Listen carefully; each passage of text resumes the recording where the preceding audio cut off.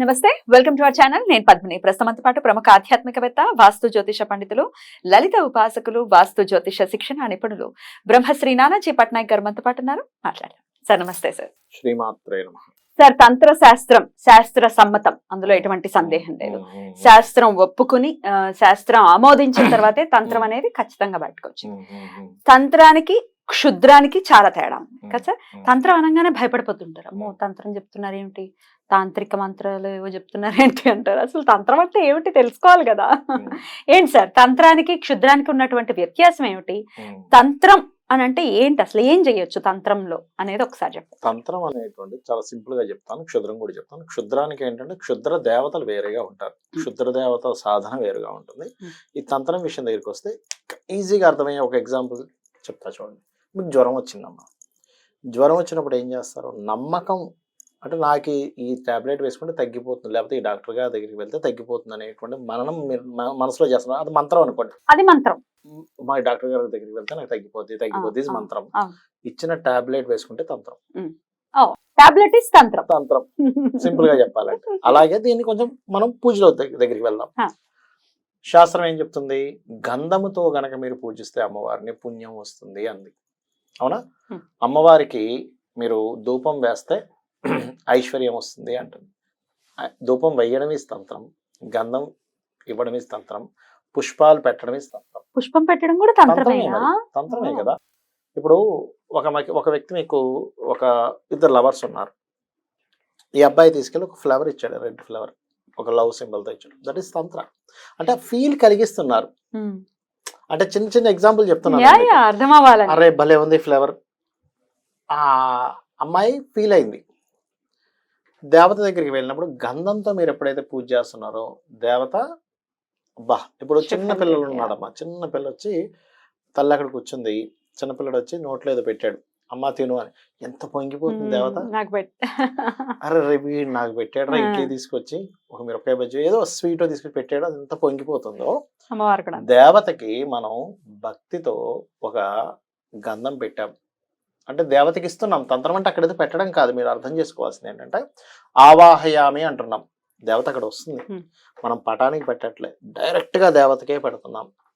ఒక గుడి దగ్గర ఒక బ్రహ్మోత్సవాలు జరుగుతుంటాయి, తిప్పుతారు దేవతను బయట తీసుకొచ్చి, ఉత్సవ విగ్రహాలు. అక్కడ ఉత్సవ విగ్రహాలుగా తిరిగేది డైరెక్ట్ గా దేవతనే తిప్పుతున్నాం. ఇది మీరు అర్థం చేసుకోండి.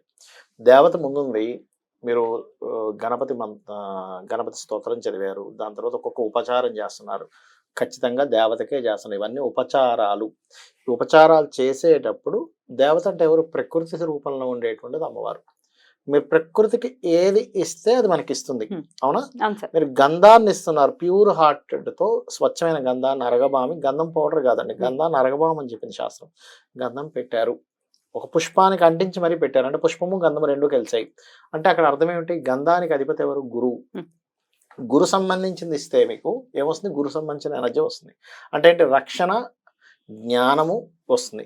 పుష్పంతో కలిపిచ్చారు, శుక్ర గురువుల కలయిక అయింది అక్కడ. శుక్ర గురువు అంటే ఏమిటి? దాని అర్థము శుక్రుడు అంటే ధనానికి కారకుడు, గురువు కూడా మూలధనానికి కారకుడు. అంటే ఎవరికైనా సరే ఫైనాన్షియల్ ఇబ్బందులు ఉన్నాయి, శుక్ర గురువుల కలయికత సంబంధంగా అంటే ఒక గంధాన్ని పుష్పానికి రాసి అద్ది అమ్మా అని చెప్పి పాదాల దగ్గర పెట్టారు. ఆర్థిక సమస్యలు అధిగమించవచ్చు, క్లియర్ అవుతాయి. అలాగే ధూపం వేశారు, దానివల్ల ఏమిటి? ఐశ్వర్యం. ఎందుకు ఐశ్వర్యం వస్తుంది అంటే నెగిటివ్ ఎనర్జీ పోతుంది. ఎప్పుడైనా అమ్మవారికి ధూపం వేశారనుకోండి, ఇంట్లో ఉండే నెగిటివ్ ఎనర్జీ, మీలో ఉండే నెగిటివ్ ఎనర్జీ, నెగిటివ్ థాట్స్ అంటాం. నెగిటివ్ థాట్స్ పోయి, అరే నేను ఎందుకు ఇట్లా నెగిటివ్గా ఆలోచిస్తున్నాను, ఎందుకు అనవసరంగా నేను ఇది ఏదో అయిపోద్దని ఎందుకు భయపడుతున్నాను, నేను ఎందుకు ఇలా ఫీల్ అవుతున్నాను, ఇదంతా చాలా చిన్న విషయం కదా అనేటువంటి ఒక ప్రాసెస్ మీకు ఎప్పుడైతే వచ్చిందో అదే ఐశ్వర్యం. మీరు ప్రతిసారి అన్ని డబ్బులుండి, అన్ని కార్లు ఉండి కూడా మీ మైండ్లో గనక అమ్మో ఏదో అయిపోద్దేమో దిగులతోని, ఏదో అవ్వబోతుందేమో అని భయంతో మీరు బ్రతుకుతే అది ఐశ్వర్యం. నో యూజ్ కాదు. ఎప్పుడైతే మీరు ప్రశాంతంగా ఉన్నారో దట్ ఈస్ ఐశ్వర్యం. అన్ని విషయాల్లోనే ఈశ్వరుడు ఇచ్చేది ఐశ్వర్యం. అలా ఏంటంటే మీరు సమర్పించేది ఏదైతే ఉంటుందో దట్ ఈస్ తంత్ర. వస్తువుతో చేసే ప్రక్రియలన్నీ తంత్రము. దీనికి మంత్రము అంటే మీరు ఒక మంత్రం చదువుతున్నారు, ఓం విష్ణవే నమః అనుకొని పెట్టారు, లేకపోతే ఓం నమో వెంకటేశాయ అని పెట్టారు, లేకపోతే శ్రీమాత్రే నమః అని పెట్టారు. మంత్రం యాడ్ అయింది. తంత్రం అక్కడ మీరు ఒక యంత్రాన్ని కనుక గీసి ఉంది అంటే అక్కడ దట్ ఈస్ యంత్ర. మంత్ర, తంత్ర, యంత్ర ఓకే. ఇదొక ప్రక్రియ. Right sir. సో భయపడాల్సిన అవసరం.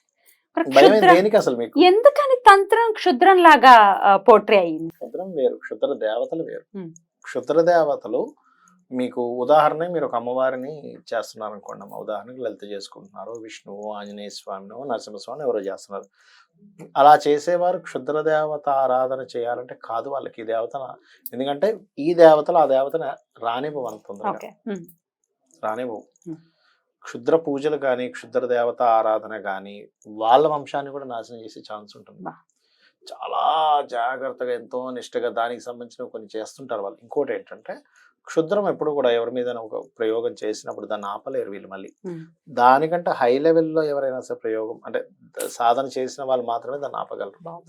ఇంకోటి ఏంటంటే ఈ క్షుద్ర సంబంధించినటువంటి వాటిని మనకు తగలకుండా ఉండాలి అంటే, నెగిటివ్ ఎనర్జీ మనకు తగలకుండా ఉండాలి, నిత్య దీపారాధన, నిత్యం ఏదైనా ఒక దేవతని కనుక మనం ప్రసన్నం చేసుకొని మనం రోజు కనుక జపం చేసుకోగలిగితే కాసేపు ఆ దేవత మనం రక్షిస్తుందమ్మా. ఇట్లాంటివి ఏమీ రాకుండా రానివ్వదు. మీరు ఆంజనేయ స్వామి చేయండి రోజు కూర్చొని, ఎటువంటి నెగిటివ్ ఎనర్జీ దగ్గర రాదు. 100% నేను రాసిస్తాను, సమస్య లేదు. ఆయన రానివాడు, ఆయన మించిన సిద్ధులు ఇవన్నీ. అన్ని అష్ట సిద్ధులు ఆయన లలితాసనామాల్లో ఉంటుంది. సర్వమంత్రాత్మిక, సర్వమంత్ర స్వరూపిణి అని ఉంటుంది. అంటే సర్వమంత్రాలు ఆవిడే, ఈ క్షుద్రాలు బిద్రాలు ఆవిడ ఉంది. అన్ని చిన్న చిన్నవి జుజుబీలు, టుంబ్రీలు అంటారు కదా. కాబట్టి ఏంటంటే నిత్య దేవత ఆరాధన చేసుకునేవారు క్షుద్రాలకి, బ్లాక్ మ్యాజిక్స్ కి భయపడాల్సిన పని లేదు. అవి మన జోలికి రావు, మనల్ని రక్షిస్తుంటుంది నిత్య దేవత ఆరాధన.